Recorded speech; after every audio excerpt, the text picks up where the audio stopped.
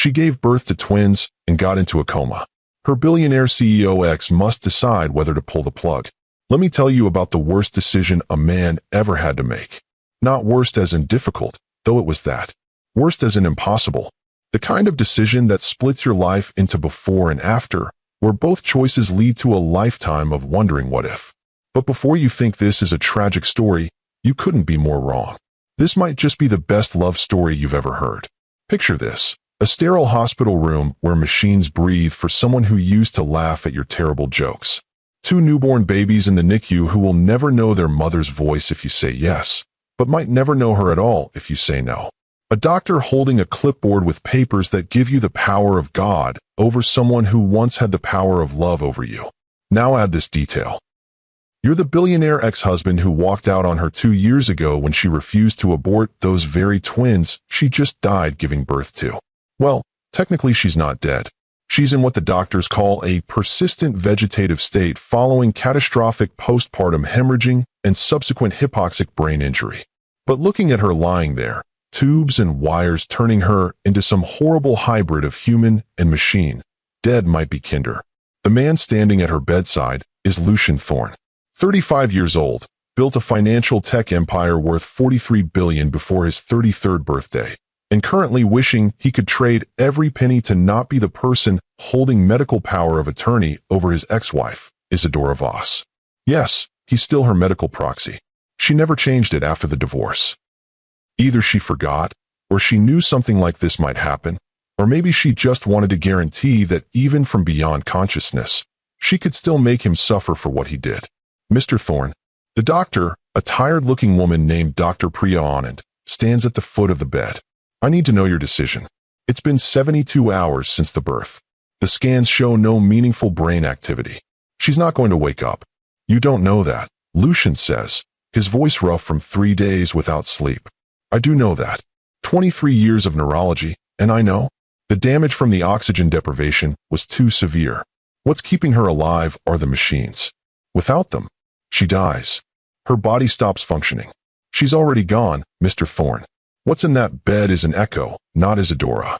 But here's the thing about echoes. Sometimes they're all you have left of the sound you loved. Should I pull the plug? Should I condemn my children to growing up motherless because their mother is technically already gone? Should I play God with the woman I once promised to love until death do us part? Even though we already parted, and now death is asking me to make good on a promise I broke. Before you judge him, and you will, everyone does, let me take you back to how we got here.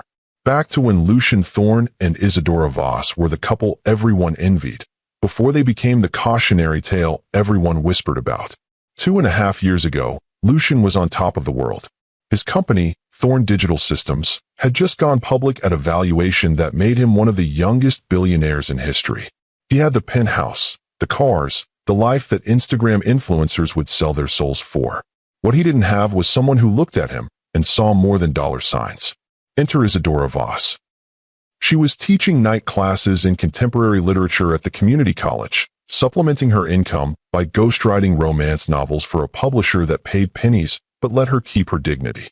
He'd enrolled in her class on a dare from his business partner, Kai Nakamura, who said Lucian needed culture beyond spreadsheets and market analyses. Mr. Thorne, she'd said that first night, not even looking up from her attendance sheet. You're late. Traffic, he'd lied.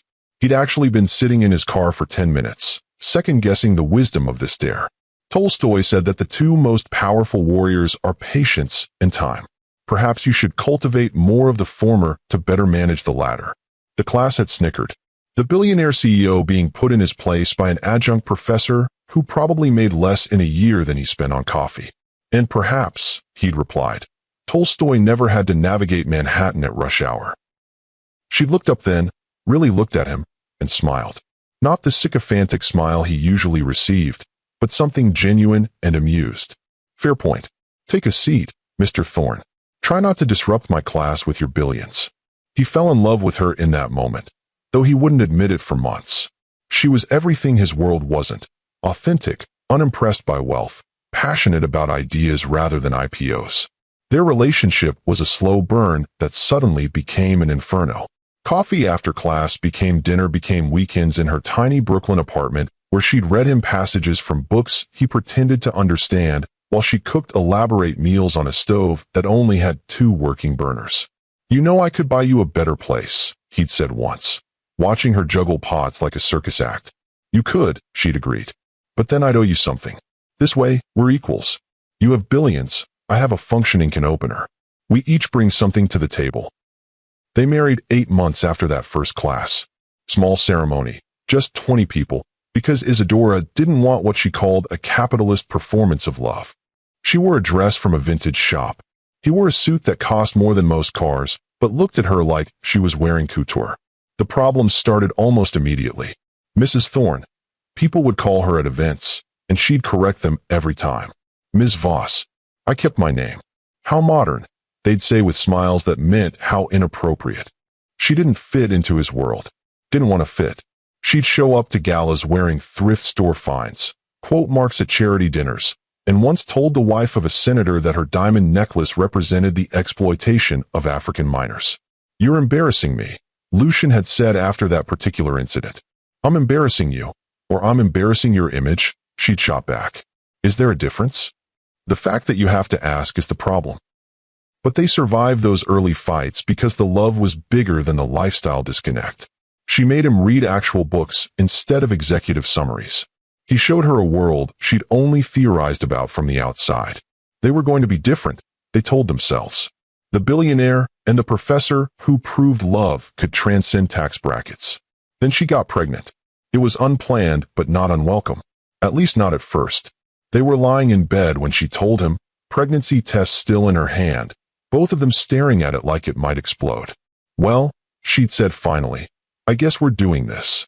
"I guess we are," he'd agreed, already mentally redesigning his life to include a nursery. The first ultrasound changed everything.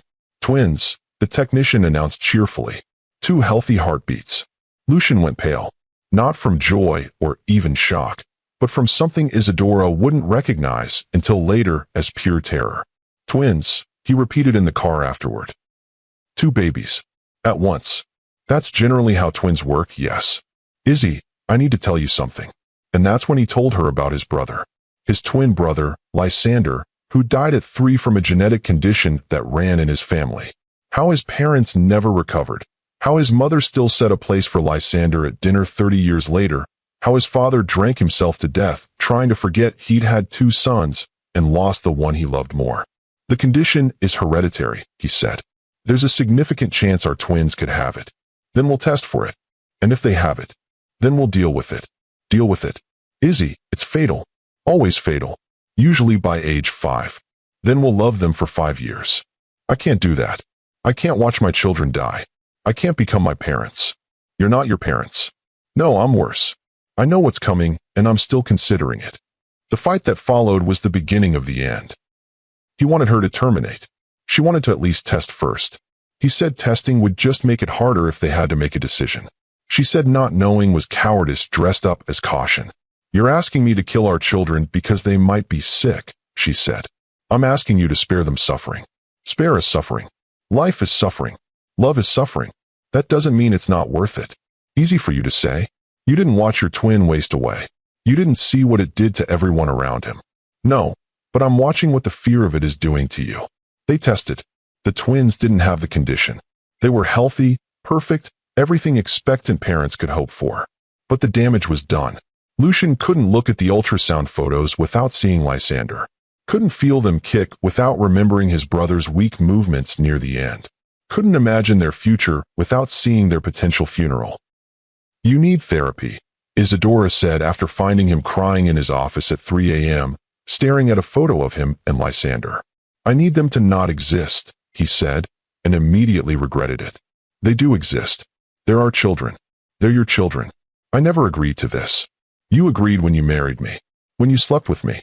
When you didn't insist on permanent birth control. You don't get to retroactively withdraw consent to parenthood. Watch me." He moved out that night. Filed for divorce within a week. Offered her $10 million to terminate the pregnancy and disappear. "You're trying to buy your way out of fatherhood?" she'd asked when the lawyers presented the offer. "I'm trying to buy my way out of watching history repeat itself. They don't have the condition. They don't have it yet. These things can manifest later. Or they could have other issues. Twins often do. Premature birth, developmental delays, 1,000 things that could go wrong. Or they could be fine. I can't take that chance. You mean you won't? Same difference. No, Lucian. Can't means unable. Won't means unwilling. You're not unable to be a father. You're just too scared to try. She refused the money. Refused the termination. Refused to make his cowardice easier to live with. The divorce was finalized when she was 6 months pregnant. He gave her the brownstone they'd bought together, a settlement that would keep her comfortable in his absence. You'll regret this, she'd said at the final meeting. I already do, he'd admitted.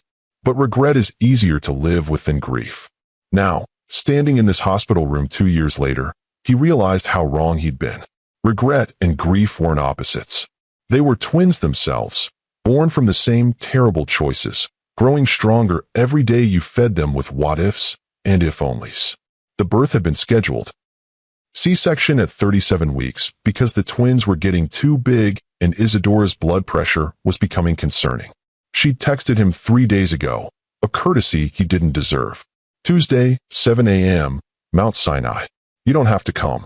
Just thought you should know they're arriving. He hadn't planned to go. Had a board meeting scheduled, actually. But at 6:45 a.m., he found himself in the hospital parking garage, sitting in his car like a coward, unable to go in but unable to leave. The first sign something was wrong came at 7:43. Doctors running down hallways. Nurses being called 2 or 3 stat. The kind of controlled panic that meant someone was dying. He knew it was her. Knew it with the same certainty he'd known Lysander was gone before his parents told him. Some twins share a psychic connection. Some ex-husbands just know when the woman they failed is failing. By the time he got to the "or," it was too late. Not for the twins. They were already in the NICU, tiny but breathing. But Isadora had hemorrhaged. Catastrophically, they said. Lost too much blood too fast. Her heart had stopped for 11 minutes. They got it back, but her brain. She coded 3 times, Dr. Anand had explained. We got her back, but the oxygen deprivation was severe. She's in a coma, Mr. Thorne. The likelihood of recovery is essentially 0. Essentially 0 isn't actually 0. No, but it's close enough that we need to discuss options. Options. Such a corporate word for such a human decision. Now here we are, 3 days later. The twins, a boy and a girl, just like him and Lysander, are stable in the NICU.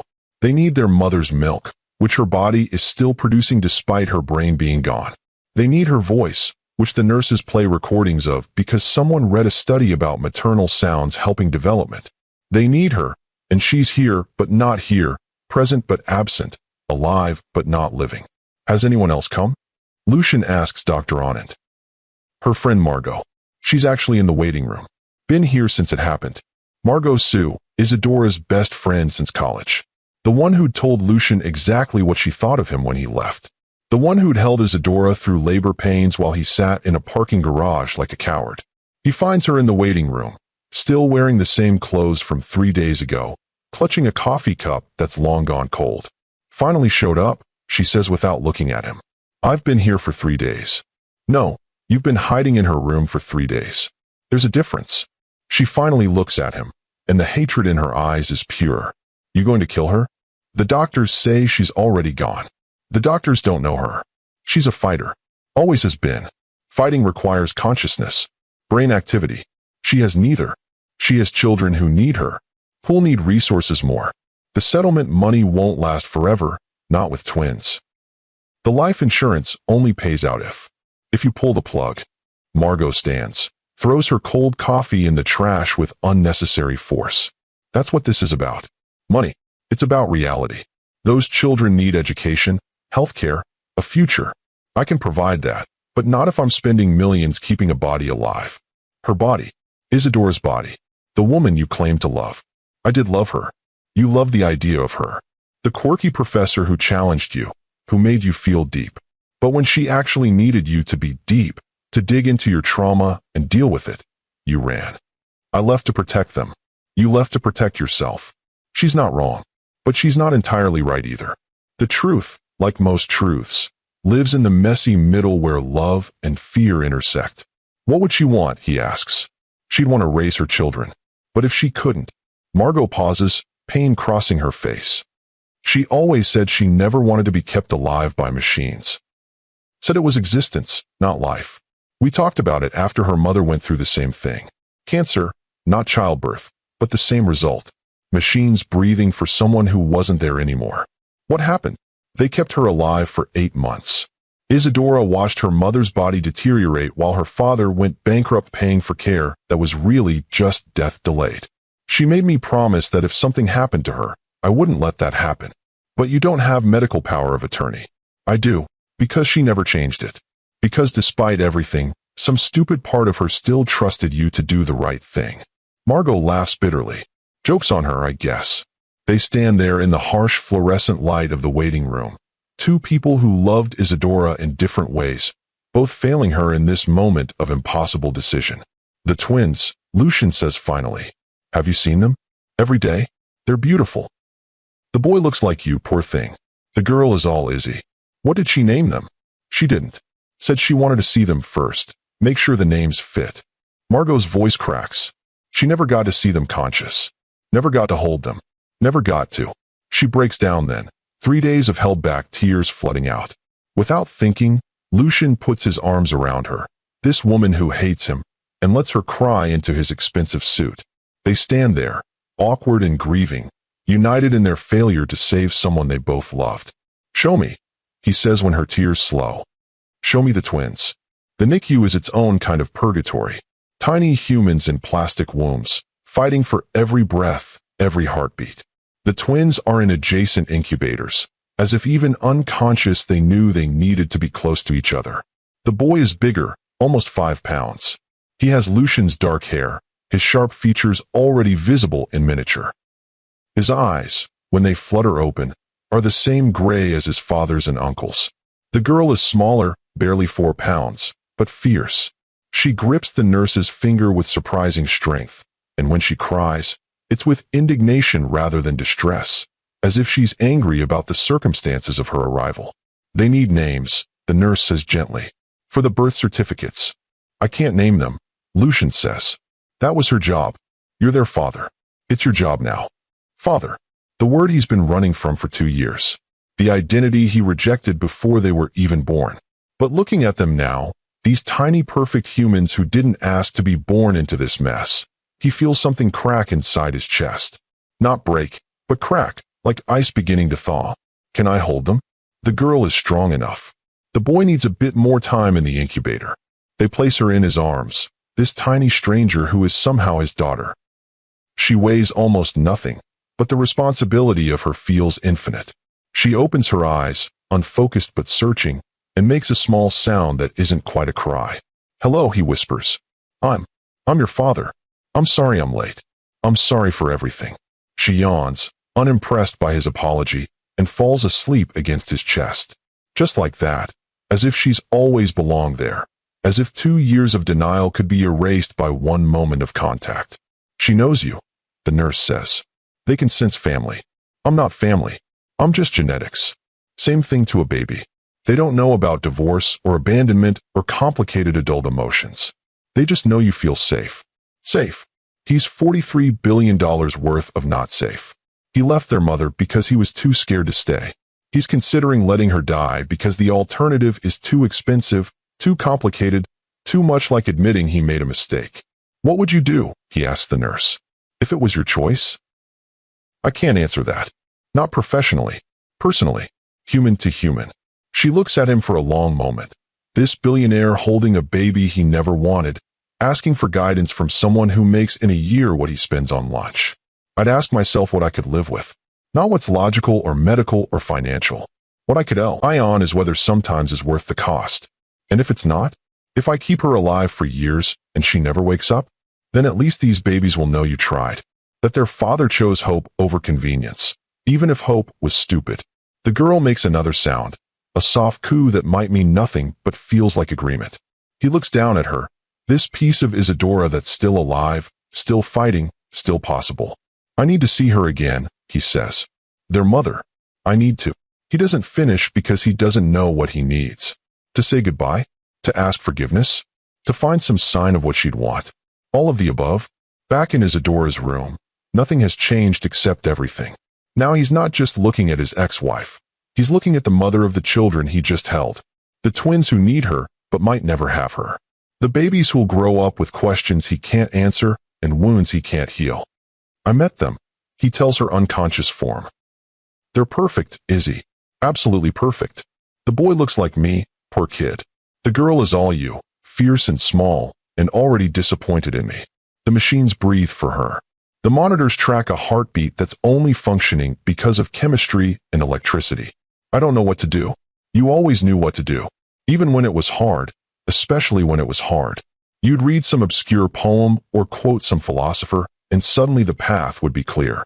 But you're not here to quote anyone. And I'm just a guy who's good at making money and terrible at making choices that matter. Her hand is warm in his. Still soft, still elegant, still wearing the thin silver ring she bought herself after the divorce because, she'd said, she wanted to remember that she'd chosen herself when he wouldn't choose her. The nurse thinks I should keep you alive. Margot thinks I should let you go. The doctors think you're already gone. And I think I'm being punished for leaving you. For being too scared to stay and fight through the fear. Now I have to make this choice, and either way, I lose you again. A knock at the door interrupts his monologue. It's not a doctor or a nurse, but a man in a suit that's expensive but not ostentatious. Lawyer, Lucian's mind automatically categorizes. Mr. Thorne? I'm Harrison Lang from Lang & Associates. I represent Ms. Voss's interests. She's in a coma. Yes, which is why I'm here. She filed documents with my office 6 months ago to be opened in the event of her incapacitation. What kind of documents? Advanced directives, living will, and a video message for you specifically. The world tilts. She knew the pregnancy was high risk. Twins often are. She wanted to be prepared. He hands Lucian a tablet. The video is here. She asked that you watch it alone before making any decisions about her care. What about the advanced directives? Those depend on what you decide after watching the video. She was very specific about the order of operations. Harrison leaves, and Lucian is alone with Isadora twice. Once in the bed, once on the screen. He touches play before he can lose his nerve. She's visibly pregnant in the video, maybe 7 months. Sitting in the brownstones library, surrounded by the books she loved more than his money. She looks tired but determined, the way she used to look when grading papers from particularly dense students. Hi, Lucian, video Isadora says, and his heart breaks at hearing her voice again. If you're watching this, something's gone wrong. I'm either dead or might as well be, and you're sitting there trying to figure out what to do. So let me help you one last time. She shifts, accommodating her pregnant belly, and continues. First, the twins are yours. I know you didn't want them, but DNA doesn't care about want. They're going to need things I can't give them if I'm gone. Not just money, though yes, that too, but presents, history, someone to tell them about the Lysander you loved, not just the Lysander you lost. Someone to show them that fear doesn't have to win. She pauses, takes a sip of tea from a mug he recognizes, one he'd bought her at a conference in Portland because it had a quote from Virginia Woolf about women needing rooms of their own. Second, about my condition. If I'm brain dead, actually brain dead with no activity at all, let me go. I don't want to be a ghost in a machine. But if there's anything, any sign of life, any possibility, give me 6 months. I know that's a lot to ask. I know it's expensive and complicated and might be pointless. But Lucian, you owe me 6 months. You left me alone for longer than that while pregnant with your children. You can stand by me for that long while I try to come back to them. The video shifts slightly, as if she's leaning closer to the camera. I know you think I'm asking this as punishment, but I'm not. I'm asking because I know something you don't. I'm stronger than you think. I survived losing you, survived raising twins alone for however long I did it, survived whatever put me in this position. If there's even a chance I can survive this too, I need you to give me that chance. She's crying now in the video, silent tears that she doesn't bother to wipe away. But here's the real reason I need 6 months. The twins. They need to know you tried. That faced with an impossible choice, their father chose hope. Even if it's expensive hope. Even if it's probably futile hope. They need to know that once, just once, you stayed when things got hard. She reaches toward the camera, as if trying to touch him through time and space. I loved you, Lucian, more than was smart or safe. And part of me still does, will always love the man who enrolled in my class on a dare and quoted Tolstoy back at me. That man is still in there, under all the fear and trauma and billions of dollars. If you can't find him for me, find him for them. Find him for those babies who are going to grow up wondering why daddy left before they were born. The video pauses, then she comes back, slightly different lighting suggesting this was filmed later. One more thing. If I don't make it, name them Artemis and Apollo, the twin gods of the moon and sun. Artemis for the girl, goddess of the hunt, protector of children, never married because she didn't need a man to be complete. Apollo for the boy, god of music and poetry and healing. Give them names that mean something more than just sounds. Give them stories to grow into. The video ends. Lucian sits in the silence, tablet in his hands, Isadora in the bed, twins in the NICU, and the weight of decision on his shoulders. 6 months. She's asking for 6 months. In business, 6 months is nothing. Deals take longer to close. In life, 6 months can be everything. Babies learn to sit up, to eat solid food, to recognize faces. Or mothers lie in beds while machines keep their bodies functioning and their families go bankrupt from hope. 6 months. The number echoes in Lucian's head like a countdown to either miracle or madness. He stands in the hospital hallway between two futures. One where he's the villain who pulled the plug on his children's mother. Another where he's the fool who bankrupted their future chasing a ghost. Dr. Anand finds him there an hour later, still holding the tablet, still frozen in indecision. Mr. Thorne, we need to know. The insurance company is already questioning the continued life support. Without a decision. 6 months, he says, surprising himself. I'll give her 6 months. Mr. Thorne, I need to be clear. The likelihood of recovery is essentially zero. You've said, but essentially zero means there's something. Some brain activity, right? You said the scans showed minimal activity in some regions. Minimal reflexive activity. Not consciousness. It's like, imagine a computer that's been dropped in water. Some circuits might still spark, but the operating system is gone. Computers can be fixed. Brains aren't computers. 6 months, he repeats. That's my decision. Dr. Anand studies him with the kind of exhausted compassion that comes from delivering bad news too often. I'll notify the team. But Mr. Thorne, you need to understand what this means. Round-the-clock care, regular scans, physical therapy to prevent muscle atrophy, and the emotional toll of watching someone you love exist without living. I've been doing that last part for 2 years already. The doctor doesn't respond to that, just makes notes on her tablet and walks away, leaving him alone with his choice. Margot finds him in the cafeteria at 3 a.m., staring at coffee that went cold hours ago. Heard you're keeping her alive, she says, sitting down uninvited. For 6 months. She asked for 6 months. In the video? You knew about it? I helped her record it. Held the camera while 7 months pregnant with twins. She tried to script her own potential death. Margot steals his cold coffee, takes a sip, grimaces. She made 12 takes. Kept crying, kept starting over. Said she needed to get it right because she'd only have one chance to convince you. Convince me of what? That staying is sometimes braver than leaving. They sit in silence while the hospital wakes around them. Day shift arriving, night shift dragging themselves home. The eternal cycle of a place where death and life dance together in fluorescent-lit hallways. I need help, Lucian admits. With the twins. I don't know anything about babies. I was supposed to have 9 months to learn, then I was supposed to never have to learn, and now. Now you're a single father of twins whose mother is in a coma you're paying to maintain. When you put it like that, it sounds insane. It is insane. But so was leaving her, and you managed that. Maybe you can manage this too. Will you help? With the twins? Yes.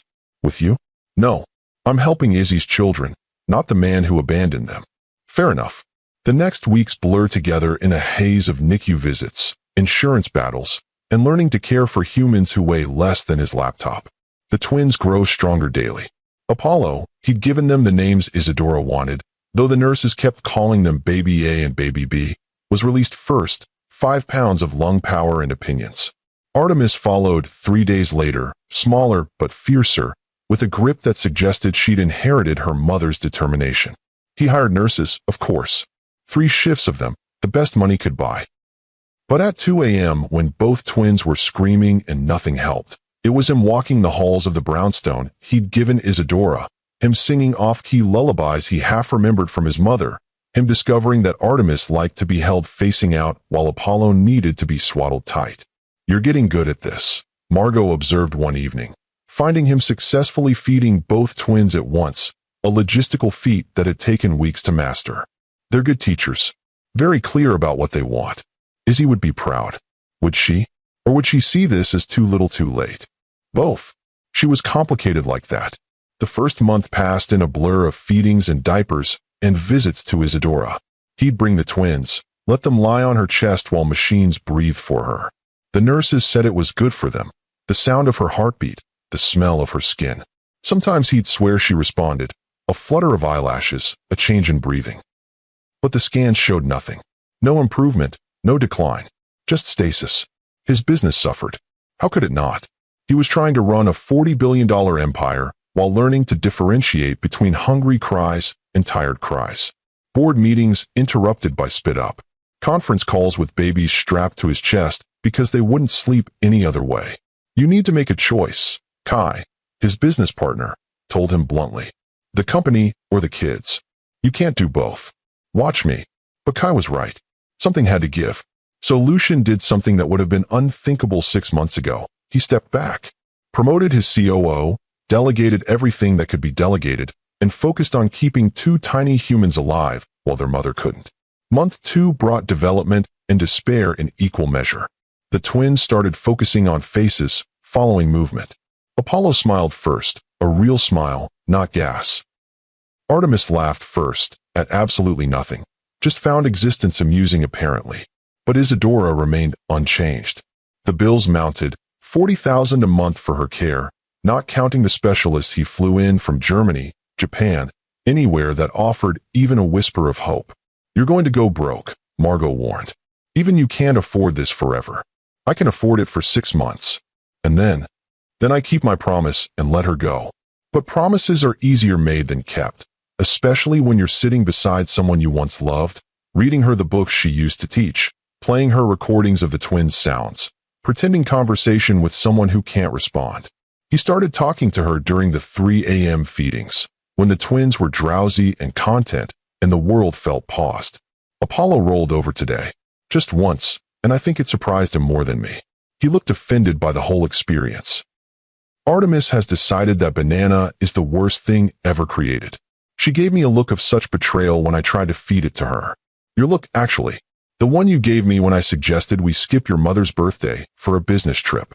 The machines breathed. The monitors beeped. Isadora existed. "I'm reading them Tolstoy. I know, ridiculous for 3-month-olds, but you always said it was never too early for good literature." They seem to like the sound of it, even if they don't understand. Or maybe they're just humoring me. Probably that. Sometimes he read her student papers he'd found in the brownstone. Essays on Woolf and Morrison, marked with her careful handwriting. Her comments were teaching even in absence. "Dig deeper. What does this mean to you?" Beautiful insight, but needs evidence. "You were a good teacher," he told her one night. "I found your Rate My Professor reviews. They loved you. Said you made them think, made them care about books they'd never have read otherwise. One student said you changed their life by introducing them to James Baldwin. That's a legacy, Izzy. That's something that matters." Month 3 brought a scare that almost ended everything. Isadora developed an infection. Pneumonia, common in coma patients. Her body, already fragile, struggled to fight even with antibiotics. For 3 days, she burned with fever while he sat beside her, the twins with Margot, bargaining with a god he didn't believe in. "Please," he whispered, holding her burning hand. "Not like this. If she has to go, let it be peaceful. Not fighting infection in a hospital bed. She deserves better than that." She survived. Barely. The infection cleared but left her weaker. The doctors started using words like deteriorating and quality of life. Even the nurses, who'd been professionally optimistic, started giving him pitying looks. "It might be kinder," Dr. Anand suggested gently, "to let her go now. She's suffering, Mr. Thorne. Her body is failing. 3 more months. I promised 6. Promises to the dying aren't binding. This one is." The twins, meanwhile, were becoming people. Real tiny people with preferences and personalities. Apollo was thoughtful, studying everything before acting. He'd stare at a toy for minutes before reaching for it, as if calculating the optimal approach. Artemis was immediate, grabbing first, and considering consequences never. She'd already figured out that screaming got attention and wielded that power ruthlessly. She's going to be a CEO, Margot said, watching Artemis commandeer both her bottle and Apollo's. Or a dictator. Same skill set. They were sitting in Isadora's room, the twins on a blanket on the floor, when it happened. Month 4, day 15, 3:47 p.m. Lucian was reading from Isadora's worn copy of Mrs. Dalloway when he heard it. A sound that wasn't mechanical, wasn't the twins, wasn't him. A sigh. He looked up. Isadora's eyes were closed, same as always. But her hand, the one he wasn't holding, had moved. Just slightly. Fingers curling. Izzy. Nothing. Margot, did you see? I saw. Call the nurse. The next hours were chaos. Scans, tests, neurologists appearing from nowhere. The activity they found was minimal but real. Not reflexive. Actual neural firing in regions associated with consciousness. She's in there, Dr. Anand said, disbelief evident. Somehow, she's still in there. It's not much, but it's more than we've seen in 4 months. What does this mean? I don't know. Maybe nothing. Maybe she's fighting her way back. The brain is mysterious, Mr. Thorne. Sometimes it finds pathways around damage. Sometimes those pathways lead nowhere. Sometimes they lead home. So we wait. We wait. But waiting with hope is different from waiting for death. He started bringing the twins every day instead of twice a week. Started playing music she loved. Nina Simone, Joni Mitchell, the strange electronic stuff she'd listened to while grading papers. He read her everything. Newspapers, novels, the twins' board books with their simple rhymes. The Very Hungry Caterpillar. He read while Apollo gummed a teething ring and Artemis tried to eat her own foot. 8 through 1 apple, 2 pears, 3 plums. Another hand movement. This time, fingers extending, as if reaching. That's right, he said, trying to keep his voice steady. It's a terrible book. No nutritional value whatsoever. You'd have opinions about the caterpillar's diet. Day by day, sign by sign, Isadora fought her way toward consciousness. A flutter of eyelids when Artemis cried. A change in breathing when Apollo laughed. Never enough to be called awake, but enough to be called alive. Month 5 arrived with winter. The twins' first snow, which Apollo observed with suspicion and Artemis tried to eat. Lucian had moved into the brownstone full-time, setting up the ground floor as a workspace, the second floor as baby central, the third floor as storage for all the medical equipment he'd bought in desperate hope. Electrical stimulation machines, experimental pharmaceuticals from Switzerland, anything that might help. His fortune was hemorrhaging. Not just the medical costs, but the business losses from his absence. Stock prices falling, contracts lost to competitors, board members making noise about leadership changes. He'd gone from $43 billion to $38 billion in 5 months. Still think it's worth it? Kai asked during one of his rare visits. Ask me in a month. The board won't wait that long. They're planning a coup. Lucian, if you're not careful, you'll lose everything. I've already lost everything. This is just watching it fall. But that wasn't true. He'd gained things too. The weight of Apollo falling asleep on his chest. The sound of Artemis's laugh when he made faces at her. The knowledge that he could stay when staying was hard. These weren't nothing. They might even be everything. The breakthrough came on a Tuesday.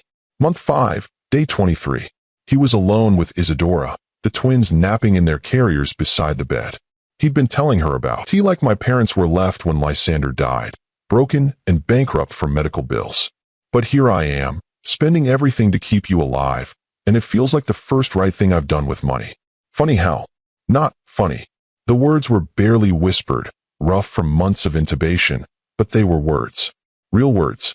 From Isadora. His hands shook as he pressed the call button. Izzy, can you hear me? Her eyes opened. Not all the way, just slits, but open. Conscious. Present. Babies, she whispered. They're here. They're perfect. They're right here. She tried to turn her head, managed a slight movement. Saw the carriers. A tear slipped down her cheek. How long? 5 months. Almost 6. You asked for 6, remember? In the video? Video. Confusion in her limited expression. Don't, remember. The medical team descended then, pushing him aside to examine their miracle. She was weak, confused, but conscious. Brain activity in regions they'd thought were dead. Not a full recovery, might never be full, but recovery nonetheless. It's extraordinary, Dr. Anand admitted later. I've seen maybe 2 cases like this in my career. The brain's plasticity, its ability to rewire, we still don't fully understand it. What's her prognosis? Unknown. She'll need extensive therapy. Physical, occupational, speech, cognitive. She may never be who she was. But she's alive, Mr. Thorne. Genuinely alive. That's more than we had any right to expect. The next weeks were their own kind of difficult. Isadora was conscious but confused. She knew the twins were hers, but couldn't remember their birth. Knew Lucian, but sometimes thought they were still married. Sometimes remembered the divorce. Her brain was a jigsaw puzzle with pieces missing and others forced into wrong places. You left, she said one day, clearer than she'd been. When I was pregnant. You left. I did. But you're here now. I am. Why? How to explain 5 months of watching her sleep, of raising their children, of losing billions to keep her alive. How to explain that leaving had been the easy choice and staying was teaching him who he actually was. Because I was wrong. Because they needed you. Because I needed to prove I could stay. Did you? Prove it. I don't know. Have I? She looked at him for a long moment. Then at the twins in his arms. He'd gotten good at holding both at once. Then back at him. Ask me in 6 months, she said, and almost smiled. Recovery wasn't linear. Good days where she remembered everything, could hold the twins, could engage in actual conversation. Bad days where she forgot the divorce, forgot the twins, forgot the years that had passed. Terrible days where she remembered everything and hated him for all of it. You should have let me die, she said on one of those terrible days.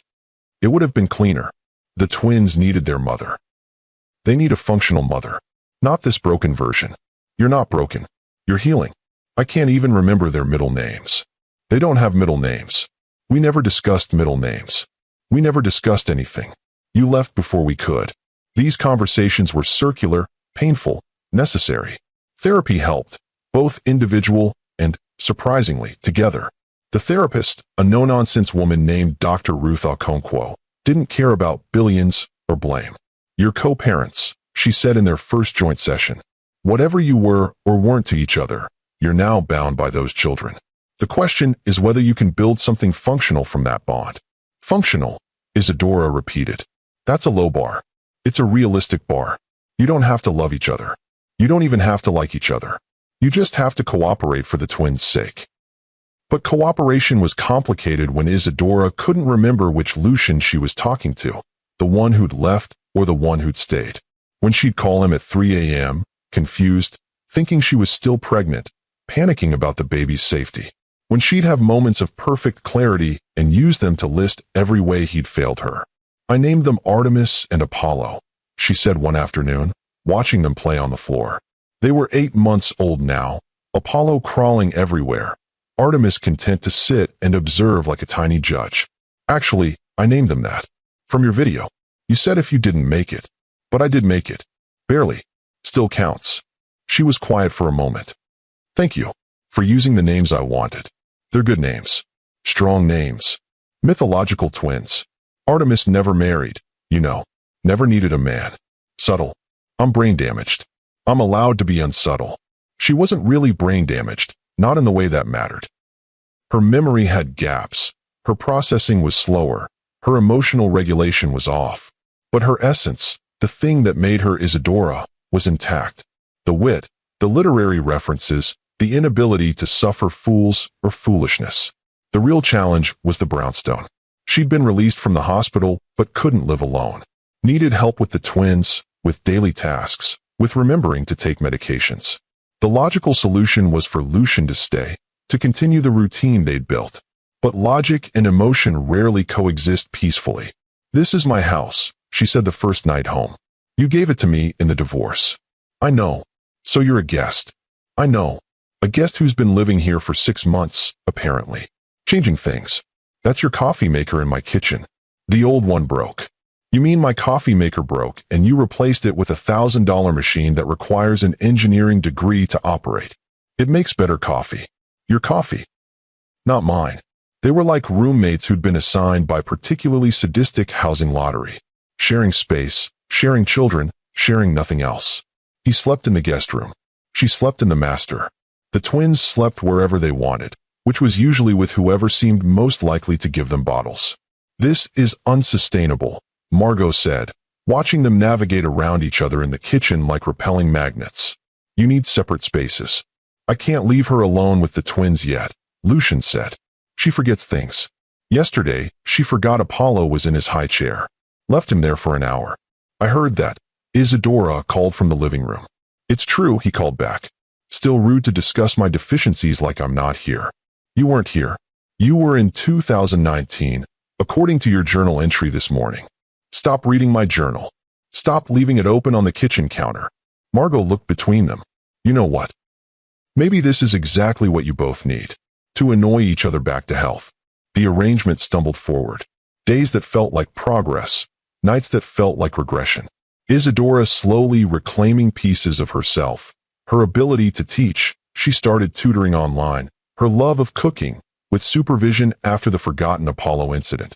Her fierce protectiveness of the twins, which manifested as criticism of everything Lucian did. "You're holding her wrong," she said, watching him comfort Artemis after a tumble. "I've been holding her for 8 months. Incorrectly, apparently. She's still alive, isn't she?" Low bar, Lucian. But there were softer moments too. Finding them both asleep on the couch, a twin on each chest, looking like a family that hadn't been fractured and badly repaired. Her teaching Apollo to clap, patient despite having to reteach him every day when her memory glitched. Him reading to all 3 of them, Isadora included, from her beloved books, watching her mouth the words she still remembered. "You stayed," she said one night, apropos of nothing. They were sitting on opposite ends of the couch, twins finally asleep, sharing a bottle of wine she probably shouldn't have been drinking with her medications. "I said I would. You said 6 months. It's been 8. You needed more time. I'll always need more time. This isn't getting fixed, Lucian. This is my brain now. Glitchy, unreliable, prone to temporal displacement. Then I'll stay longer." "Why?" He thought about it, really thought about it. Not the easy answers about the twins needing both parents or his guilt over leaving. The real answer, complicated and inconvenient as it was. "Because I love you." She laughed, but it was sad. "You love the idea of me. The professor who challenged you, who you could save with your billions." "No, I love you. The you who can't remember if she's taken her medications. The you who calls me crying at 3 a.m. because you think the twins haven't been born yet. The you who hates me on Tuesdays and tolerates me on Thursdays. All the yous, even the broken ones. Especially the broken ones. You always did like fixing things. I can't fix you." "No, you can't." She looked at him then, really looked at him for the first time since waking up. "But you stayed when you couldn't fix me. That's something. Is it enough?" "I don't know. Ask me in 6 months. He interrupted, smiling slightly. "I was going to say tomorrow. 6 months is too long to wait for anything anymore." That night, she had one of her episodes. Woke up thinking she was still pregnant, panicking about the baby's safety. He found her in the nursery, crying over empty cribs, convinced something terrible had happened. "They're okay," he said gently, leading her to the twins' room. "Look, they're right here, sleeping." She touched each of them, reassuring herself of their reality, then looked at him, confusion clearing. "I'm sorry. I know they're fine. I know they're 8 months old. Sometimes my brain lies to me. Then I'll tell you the truth. Every time you need to hear it. That's a lot of times. I have time." She kissed him then. Not passionate, not romantic, just grateful. A kiss that said thank you for staying when staying is hard. He kissed her back, same message, different direction. They didn't talk about it the next morning, or the morning after. Just continued their strange dance of cohabitation and co-parenting, with kisses that happened sometimes in the dark when her brain was lying and he was telling the truth. Month 9 brought crisis in the form of Lucian's board officially ousting him as CEO. The vote was unanimous, even Kai siding with the coup. "You've lost 40% of the company's value," Kai explained, not quite meeting his eyes. "You haven't attended a meeting in 6 months. You're living with your ex-wife playing house while the company burns. The company's not burning. Revenue is down, but not catastrophically. You've lost your edge, Lucian. You chose family over fortune. Yes, he agreed. I did. They bought him out at a devastating loss. 20 billion for his shares, barely half what they'd been worth a year ago. Still an obscene amount of money, but for someone who'd measured his worth in market cap, it felt like failure. You're still richer than most small countries, Isadora pointed out when he told her. I'm a failure. You're a father. There's a difference. Is there? Because from where I'm sitting, I've failed at everything. Marriage, business, basic human decency. You stayed. When it cost you $20 billion, you stayed. That's not failure. Then what is it? Growth. Expensive growth, but growth. The twins took their first steps on the same day, like they'd coordinated it. Apollo in the morning, careful and deliberate. Artemis in the afternoon, running before she could properly walk. Isadora cried, remembered it, wrote it down immediately so she wouldn't forget. Their first steps, she kept saying. I saw their first steps. You did. I almost missed everything. If you'd pulled the plug. But I didn't. Why didn't you? Really? Because you asked for 6 months. Because I owed you that. Because I couldn't be responsible for killing the only person who ever really saw me. I don't see you. I barely remember you some days. You see me better when you can't remember why you shouldn't. She considered this. That's either profound or pathetic. Both. Everything with us is both. They were in the kitchen, twins contained in their playpen, when she had the seizure. No warning, just suddenly on the floor, convulsing. He managed to turn her on her side, keep her airway clear, time it like the doctors had taught him. 2 minutes that felt like hours before it stopped. Hospital, she said when she could speak. Already called the ambulance. The twins. Margot's coming. Don't let them. If I'm dying. You're not dying. But if I am, you're not. I won't let you. I'm very rich, remember? I can buy you back from death. That's not how it works. Then I'll figure out how it does work. The seizure was a setback, but not a catastrophe. Medication adjustment needed, some regression in recovery, but not the end. She came home after 3 days, frustrated and fragile. I'm never going to be normal again, she said that night. Normal is overrated, says the billionaire. Ex-billionaire. 20 billion doesn't count anymore, apparently. Poor baby. How will you survive? Poorly. Might have to sell one of the cars. You only have one car. Then I'll have to take the subway. The horror. She laughed, then cried, then laughed again. The emotional regulation issues were worse since the seizure. Everything felt bigger, harder to control. I hate this, she said. I hate being broken. You're not broken. You're different. Diplomatically put. Honestly put. You're different. So am I. The twins are different because of what we've been through. Different isn't broken. Sometimes it is. And sometimes broken things are the most beautiful. Japanese pottery, kintsugi, where they repair cracks with gold. The breaking and repairing becomes part of the beauty. Did you just compare me to pottery? Expensive pottery. Your sweet talk needs work. But she was smiling, and that was something. Year 1 arrived with little fanfare. The twins' first birthday was small. Just them, Margot, and Kai, who'd come to apologize for the coup. They'd made it through 12 months that should have killed them all. Isadora was alive, functional if not fully recovered. The twins were thriving. Lucian had learned to be present. They were, against all odds, something resembling a family. Make a wish, Isadora told the twins as they destroyed their cake with enthusiasm. They can't understand wishes yet, Lucian pointed out. Then I'll wish for them. I wish for boring years. Peaceful, dull, ordinary years where nothing happens except growing up. That's a good wish. What would you wish for? He thought about it, watching Apollo meticulously eat one piece of cake at a time, while Artemis wore more than she consumed. 6 more months, he said finally. Just 6. 6 at a time. Forever. Just continuous 6-month increments where we figure it out a little more each time. That's a lot of math for a wish. I'm still a CEO at heart. Everything's a spreadsheet. Ex-CEO. That hurt. Truth often does. That night, after everyone had gone and the twins were sleeping off their sugar crashes, they sat on the brownstones' front steps watching Brooklyn go by. Still on opposite ends, still maintaining careful distance, but closer than they'd been. I read your journal, Isadora said suddenly. I don't keep a journal. You do now. Started it when I was in the coma. Daily entries about the twins, about my condition, about your fears. You left it in the kitchen. That was private. Then you shouldn't have left it where I leave my journal that you read. Fair point. And you love us. All of us. Even the broken parts. Especially the broken parts. That's not healthy. Neither is this arrangement. But here we are. Here we are. She moved closer, not touching but reducing the distance. What do we do now? I don't know. What do people do when they've been through everything backwards? Death, birth, divorce, cohabitation, date. We already know we're incompatible. We know we were incompatible. Past tense. We're different people now. You're literally brain damaged, and I'm figuratively soul damaged. So we match. He looked at her.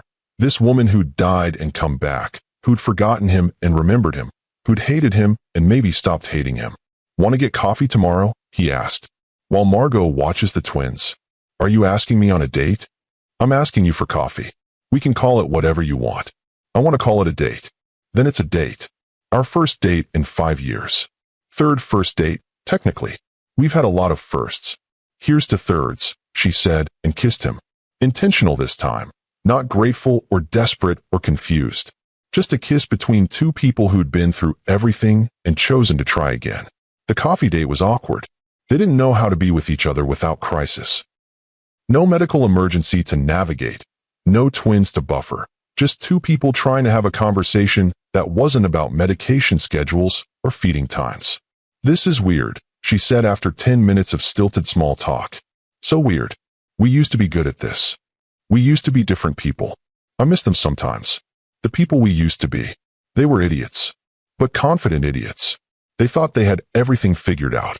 And now I can't even figure out if this is a date or a medical consultation disguised as coffee. It's a date. A bad date, but definitely a date. Want to make it worse? How? Tell me about the worst thing you thought while I was in the coma. He nearly choked on his coffee. That's not date conversation. We're not a normal date. Come on. Worst thought. He considered lying, then remembered they were past that. I thought about how much easier it would be if you died. Not hoping for it. Just acknowledging it. The twins would grieve someone they never knew instead of watching you struggle. I'd be a tragic widower instead of the asshole who left. Clean narrative instead of this mess. That's pretty bad. You asked. My turn. When I first woke up and couldn't remember the twins' birth, I wished you'd let me die rather than wake up broken. That's worse than mine. It's not a competition. Everything with us is a competition. They looked at each other across the small cafe table. Two people who'd thought the worst things and survived them. Want to get out of here? She asked. And go where? Anywhere that isn't here. Somewhere we've never been. Start fresh. They ended up at the Museum of Natural History because it was random and neither had been there together. Wandered through dinosaur bones and gem collections like tourists in their own city. She forgot where they were twice, had to be reminded they were on a date, but each time came back to herself laughing. This is nice, she said, standing before massive and security guards who looked bored by public displays of affection. There, she said. First kiss of version 3.0. How was it? Needs patches. But promising. They dated for 3 months. Actual dating, with babysitters and dinner reservations and awkward goodnight kisses at her bedroom door, even though they lived in the same house. It was bizarre and necessary, rebuilding something resembling romance on the ruins of their history. This is ridiculous, Margot said, finding Lucian sleeping on the couch after a date night. You live together. You have children together. Just sleep together. We're taking it slow. Glacial. You're taking it glacial. She needs to know I'm not staying for convenience. That this isn't just proximity and shared responsibility. And you need to know she actually wants you, not just the stability you provide. That too. You're both idiots. Documented fact. The twins' development continued at breakneck pace. First words, Apollo said dog first, Artemis said no. First tantrums, Artemis threw things, Apollo held his breath. First time they played together instead of just near each other. Peak boo that dissolved into giggles. They're becoming people, Isadora marveled one afternoon, watching them negotiate over a toy. They always were people. But now they're people with opinions and preferences and the ability to say no very loudly. Artemis gets that from you. The volume or the defiance. Both. And Apollo gets your overthinking. Yesterday, he spent 20 minutes examining a leaf. Thorough examination is the foundation of good decision-making. He's 15 months old. Never too early to develop good habits. They were becoming partners again. Not the partners they'd been. That couple was gone forever. But something new, built on shared struggle and mutual understanding of each other's damage.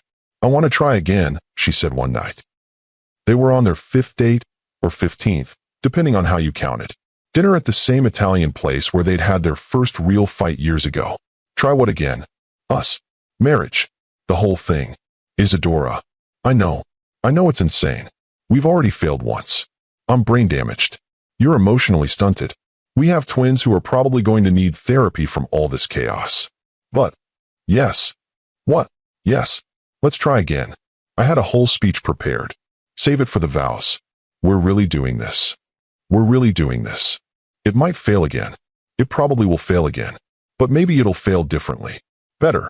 Or maybe we've finally failed enough to succeed. That makes no sense. Nothing about us makes sense. The wedding was tiny. Just them, the twins, Margot as witness, and Kai as the unofficial photographer. City Hall on a Tuesday, because that's when they could get an appointment. Isadora wore a dress from her closet. Lucian wore jeans because he'd forgotten to plan anything else. The twins wore mismatched outfits because that's what they'd chosen.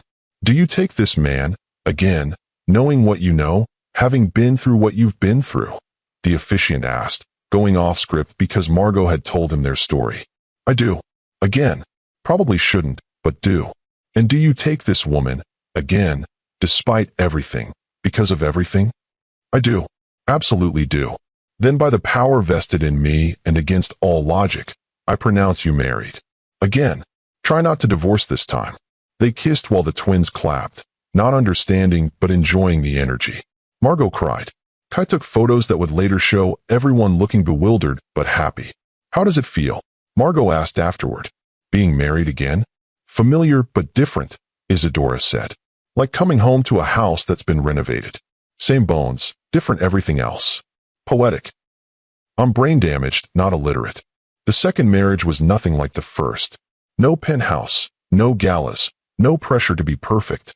Just a brownstone in Brooklyn with 2 toddlers who thought Dawn was a suggestion and parents who were making it up as they went." Lucian went back to work, but differently.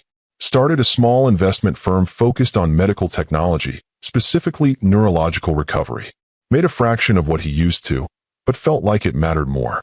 Isadora went back to teaching, but online.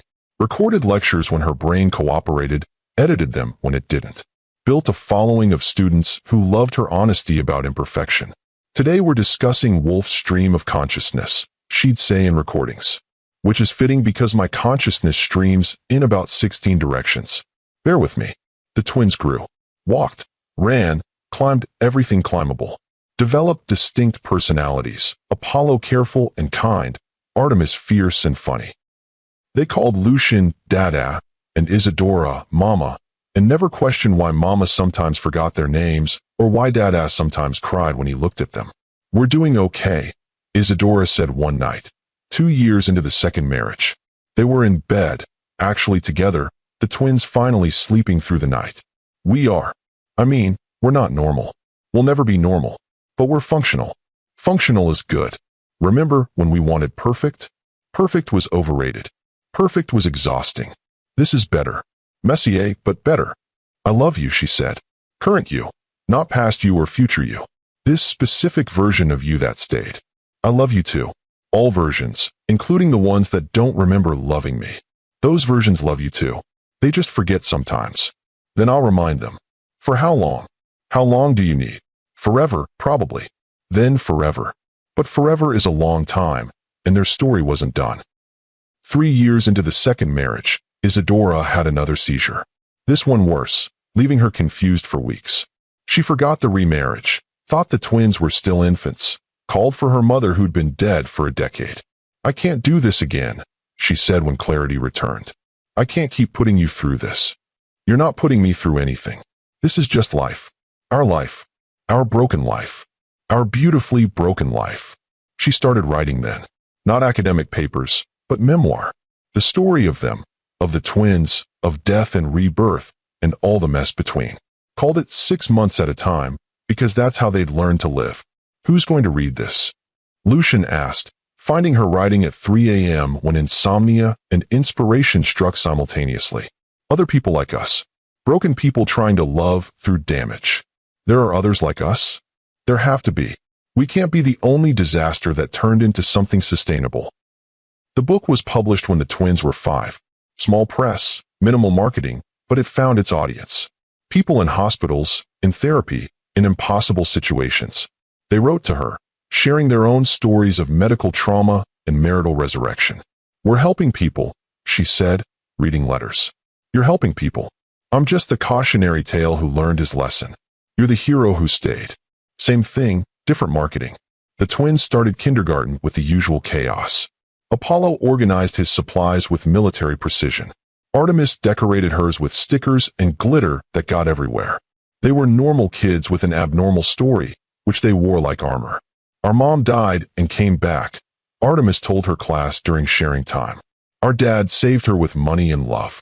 "That's not exactly accurate," Lucian said when the teacher reported this. "It's emotionally accurate," Isadora countered. "The best kind of accurate." They were sitting in the kitchen, helping with homework that was suspiciously advanced for kindergarten, when Lucian's phone rang. Unknown number, but he answered anyway. "Mr. Thorne? This is Dr. Anand from Mount Sinai." The woman who'd told him Isadora would never wake up. Who'd been wrong in the best way. "Dr. Anand. It's been years." "It has. I'm calling because we're starting a new program. For families dealing with traumatic brain injuries.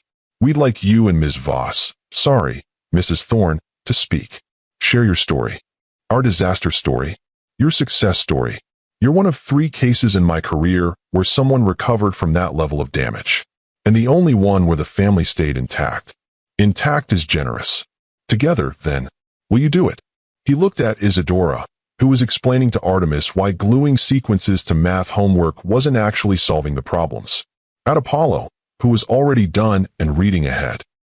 At this kitchen table that had seen death discussions and rebirth decisions and 1,000 small moments that added up to a life. "We'll do it." The speaking engagement was terrifying. A room full of families in crisis, looking for hope in their story. Isadora forgot her notes halfway through, admitted it to the audience, and improvised the rest. "The truth is," she said, "recovery isn't a destination. It's a daily choice. Some days I choose well. Some days my brain chooses for me. But every day, we choose to keep trying. Even when trying is expensive," Lucian added. "Financially, emotionally, spiritually expensive. Even then. Especially then. Because the alternative is giving up, and we've got 2 kids who won't let us." A woman in the audience raised her hand. "How do you know when to keep fighting and when to let go?" Isadora looked at Lucian. They'd never actually discussed this, the impossible decision he'd made. "You give it 6 months," he said finally. "You commit to 6 months of trying everything. And then, if there's even a sliver of hope, you give it 6 more. And you keep going in 6-month increments until you can't anymore." "That's not very scientific," someone called out. "No," Isadora agreed. "But love isn't scientific. And sometimes love is the only data that matters." They became regulars on the medical speaking circuit. The couple who shouldn't exist, with children who shouldn't have been born, telling a story that shouldn't have ended well. But it had, for certain values of well. Years passed. The twins grew into themselves. Apollo the quiet thinker, Artemis the loud doer. Isadora's condition stabilized, mostly. Good days outnumbered bad, 3-1. Lucian learned to read the signs, to know when she needed space versus support, when forgotten meant gone versus temporarily misplaced. "We're actually doing this," she said one night, the twins now 10, playing video games in the next room with the volume too loud. "Doing what?" "Life. Family. The whole thing. We're actually succeeding at it. Don't jinx it." "I'm not jinxing. I'm observing.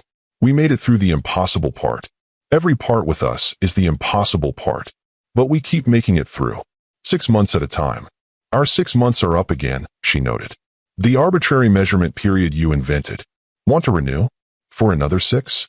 For as many as you'll give me. Deal. But I want better terms this time. Such as, more dancing in the kitchen. Less anxiety about money. Better coffee. That machine is too complicated. And maybe another book. This time about the boring years. These aren't boring years. Compared to comas and bankruptcy and near death, these are wonderfully boring. I'll take wonderful boring. Good. Because that's all I'm offering.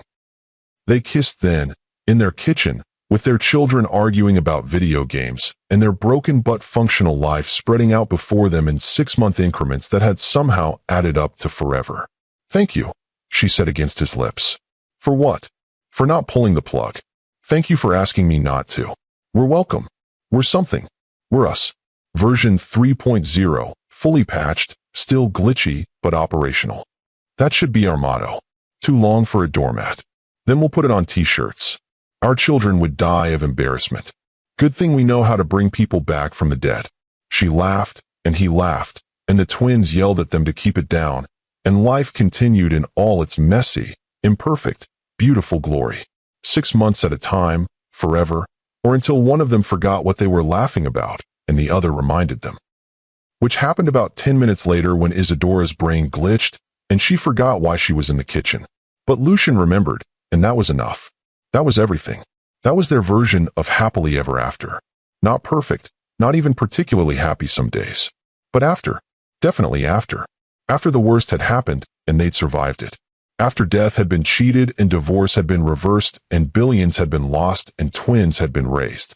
After all of that, they were still there. Still choosing each other. Still staying when staying was hard. 6 months at a time. Forever. Or at least until the next crisis, which with them, could be any moment. But that's what made it interesting. The not knowing.